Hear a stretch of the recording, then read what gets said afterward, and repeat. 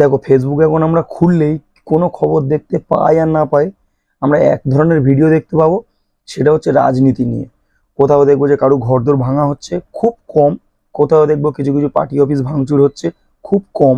কিন্তু দেখবো কেউ কেউ বলবে আবার, দেখো ভাই তাহলে এইগুলো কি উচিত? তাহলে ওদের আর বিজেপির মধ্যে তফাৎ কি রইলো? তো সেই জায়গায় যদি বলতে যাই, এটাও মোটেও উচিত নয়।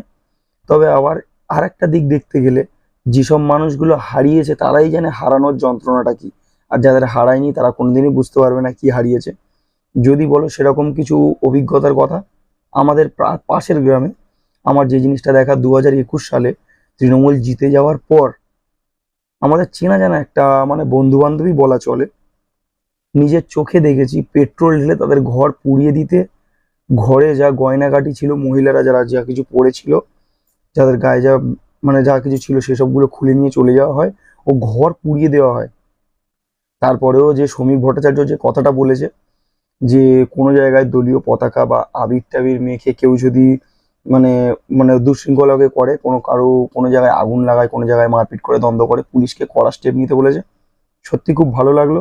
মারের বদলা মার নয়, শান্তিপূর্ণ জিনিস, মানে তাহলে আর দুজনের মধ্যে তফাৎ থাকবে না। কিন্তু তারপরেও একটা রাগ মানুষের থেকে যায়, তবুও কন্ট্রোল করার চেষ্টা করো।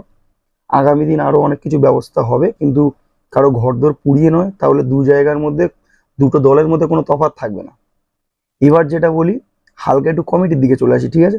অনেক রাজনীতি হলো, তাই এইবার বলি সেই সব অভিনেতাদের, যারা এতদিন পার্টি করে এনজয় করে মুভি ছেড়ে দিয়ে পার্ট টাইম জব করতো, মানে মুভিটা পার্ট টাইম জব করতো, আর রাজনীতিটা মানে পুরোপুরি মানে এনজয় করতো।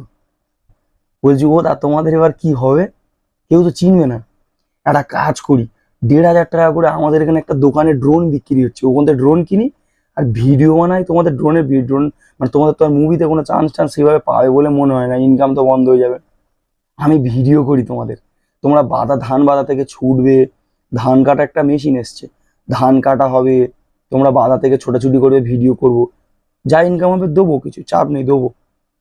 তোমরা তো আর ইনকাম করার জায়গা নেই, সব তো বন্ধ হয়ে গেল। আর আরেকজনের কথা মনে পড়ে যাচ্ছে, সব থেকে বড় গাদ্দার। তোমরা এখন শুধু গালাগালির চোটে দেখবে সবাই সবাইকে গালাগালি দিচ্ছে, কিন্তু এই জিনিসটা লোকে ভুলে গেলে চলবে না। একটা হারামির বাচ্চা আছে, বলে যাচ্ছি ওপেন, কে বলো দেখি? সে হচ্ছে বাবুল সুপ্রিয়।